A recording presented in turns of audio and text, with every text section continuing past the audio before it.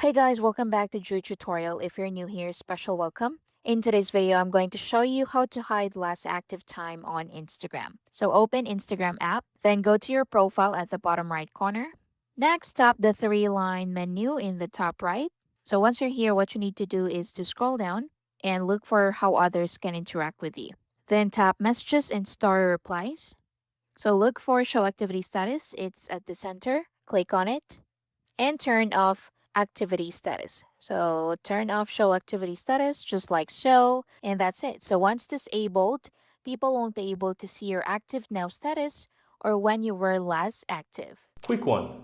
If you're finding this tutorial helpful, my team and I publish simply and easy to understand step-by-step tutorial daily. And I'd really appreciate if you hit that subscribe button to support our channel and of course so that you'll never miss out when we release videos just like this one every single day. Now let's continue. So keep in mind that turning this off also means you won't be able to see other people's activity status. And that's how you can hide last active time on Instagram. Very simple. Thank you for watching.